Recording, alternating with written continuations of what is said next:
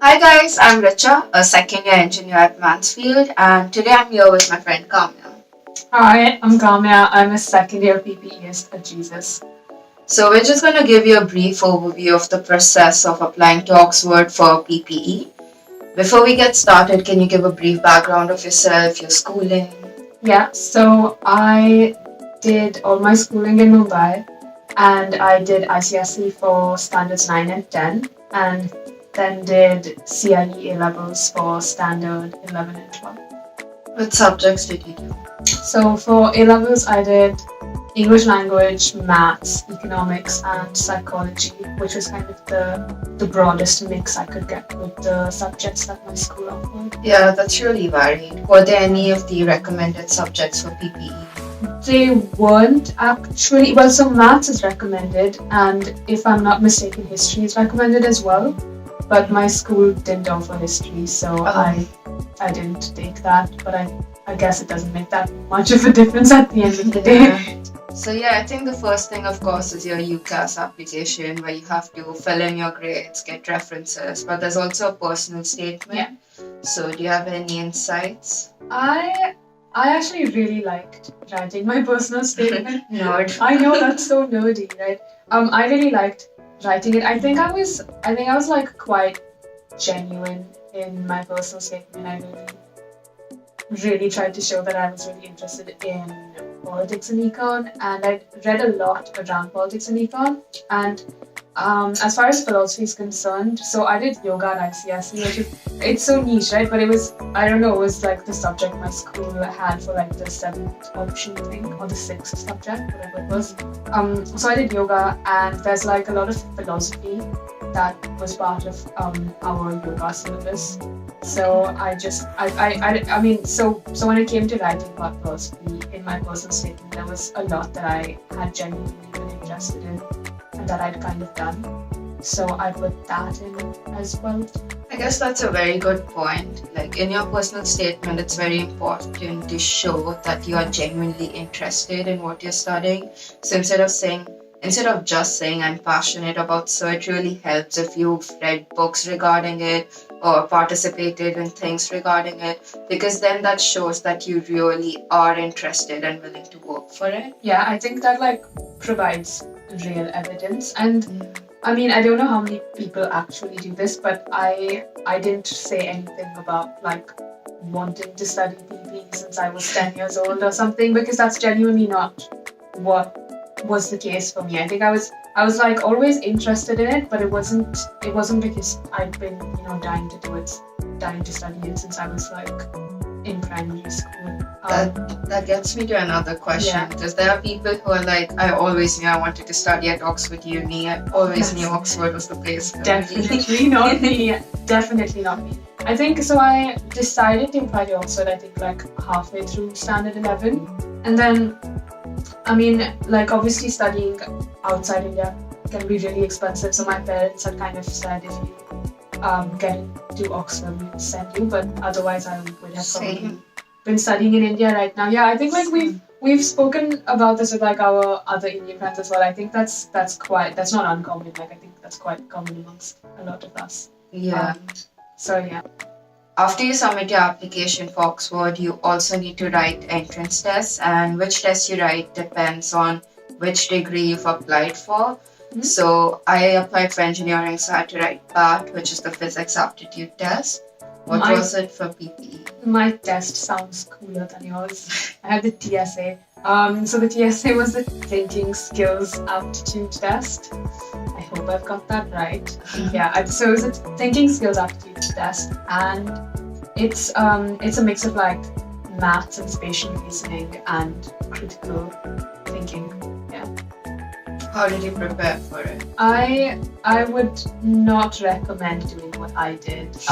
So as it so happened, so I actually had like a lot of kind of coursework and exams happening at the same time, and for some absolutely bizarre reason, I had a music exam the same day as the TSA exam. Yeah. I know. So I couldn't do the music exam, but I only found out like a week before the TSA exam that it was on the same day. And so, I mean, my point is I'd done like a lot of just random extraneous things in the months building up to the TSA, and so found myself with like a few days to actually prepare for the TSA. So I think I had like maybe 5 days or so, which isn't like, I mean, I think you like the main resources I would say is like the past papers, Yeah. which you can work through in. I mean, if you really get down to it, I think you could work through the past papers in like 3 or 4 days, but I think that is cutting it a bit fine. And ideally, I would say maybe, spend maybe like 10 days or so preparing for the TSA and not just a few. Yeah, so that's how I prepped. I really just did past papers. I think past papers are the way to go for these entrance tests because nothing else is actually perfectly aligned to it. Whereas the past papers are kind of the only thing you have, and by doing them, you can also judge how good you are at it. Yeah, I would say like do the past papers and really learn from them. Like don't just do the past papers blindly, because then you'll just run out of past papers and not actually have learned very much. But like go through the past papers and learn from what your mistakes were, and like that should, I think, boost your score at least a little bit. Also, we both wrote the tests in India, and in India there are only certain cities which are a test center. So like my city wasn't a test center. I actually had to fly to another city to write the entrance test. Yeah, we actually probably had to both fly out from the same city at nearly the same time. But we went. So I flew from Bangalore to Mumbai for the test, and we went to Chennai. Yeah. Right. So yeah, I think there are like 4 centers maybe. Yeah. So in our year at least, I mean, it's good to know that beforehand, so like get your tickets ready or whatever. Yeah.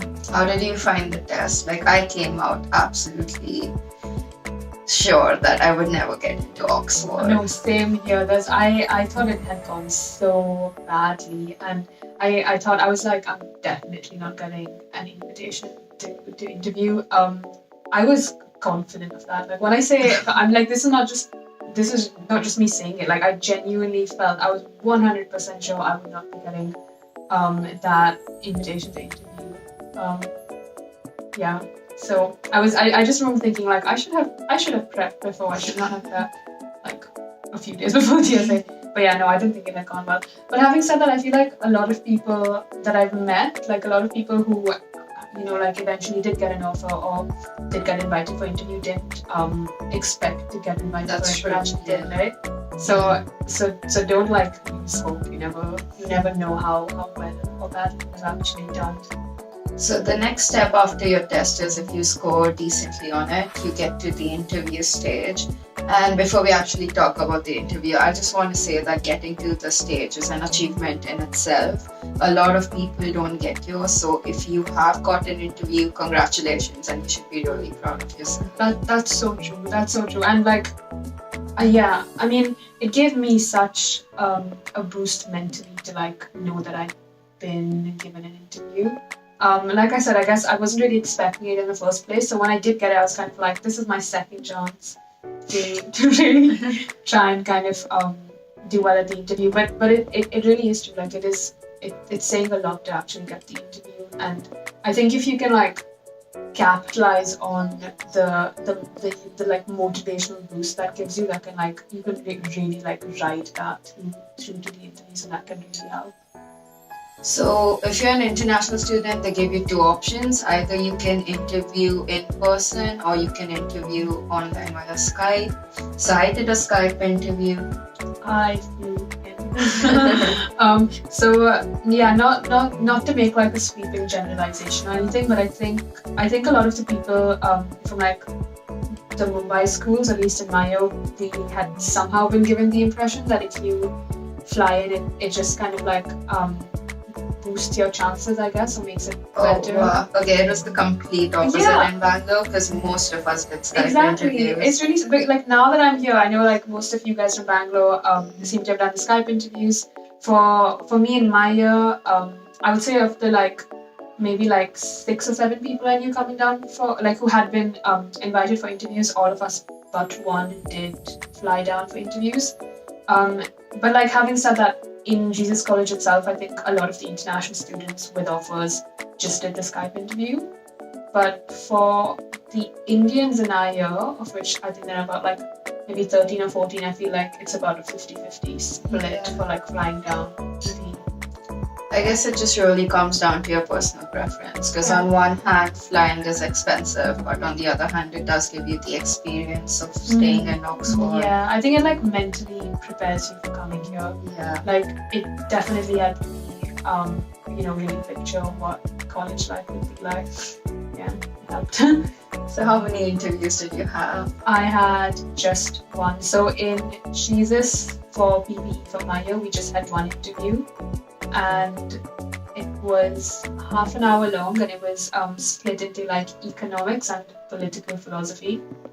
And before the interview, I had an hour and a half, I think, to prepare for the interviews itself. So I was given 45 minutes to read a passage on political philosophy and 45 minutes to work through some problems for econ. And the political philosophy passage was about,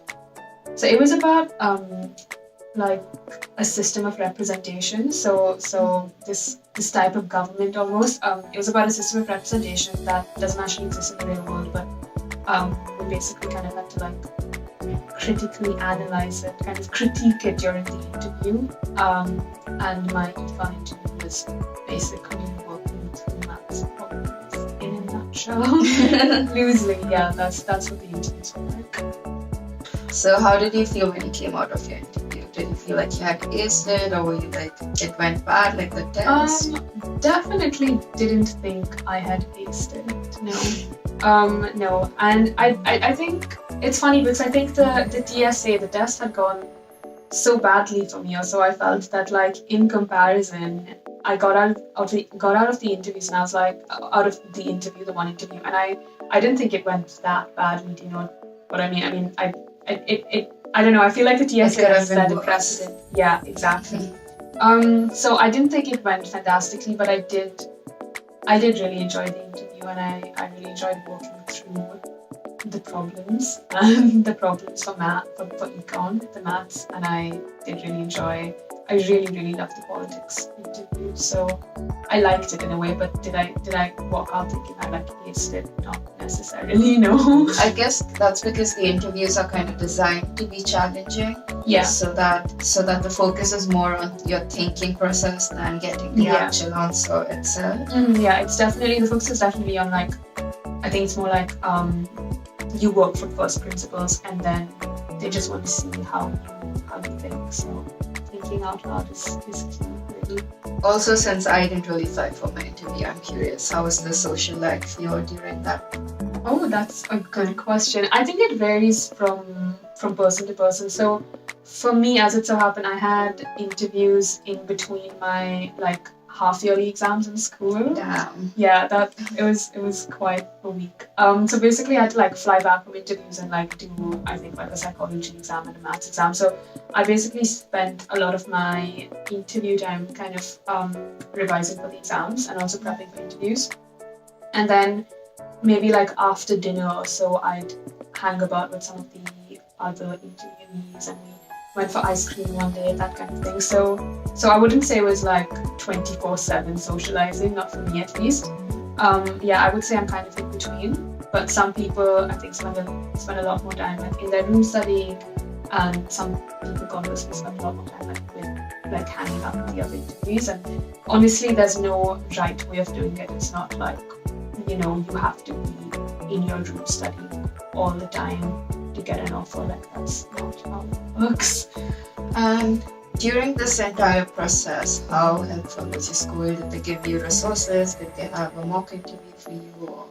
I didn't have a mock interview, and I didn't get resources either. So yeah, I guess I feel like in a way they, I mean, obviously that in a way, like, yeah, so there wasn't that much that I got from them, but also I think I speak for all of us when we say like it's not their fault. Yeah, it's not anything that we hold against the school in any way, because I do think that they helped me as much as they could have, and I wouldn't expect them to know what a PPE interview for like some UK university. I mean, I know it's not just some UK university, but like, yeah. I mean, I wouldn't. I like it's hard for me to just. I mean, it's not even like I had anyone else who had applied for PPE before from my school. So, I mean, it would have been hard for them to do. So it's nothing against my school, but I think what I would say is, if you know like any seniors or if you know anybody else who's kind of done that course in Oxford or Oxbridge before, it can be really handy to speak to them. Yeah, it's definitely really helpful Yeah. to talk to people who've done it before you because they can give you insights. Having said which, I don't think either of us knew any. No. So the good news is even if you don't know anyone, it doesn't make a big difference. Talking about insights though, any final comments? I think for me one of the big really helpful things that I had done when I was younger, although like I said I hadn't really realized it until closer towards applications and the interviews, is I'd actually done a lot of reading around my subject, and I'd always like, I don't know, I'd kind of done a fair amount of reading around the subject. I was like fairly interested in econ and politics. I did very genuinely love the philosophy that I was doing when I did it in ICSE. So I think all of that really helps. I think reading around your subject is really key. It gives you a really strong foundation for interviews in particular. That's really nice because it aligns so well. Yeah. So I guess that's all for today. And if you're a prospective applicant, good luck with your applications. If there are any questions which you have and would like us to answer, please leave it in the comments below. And see you. Yeah. See you.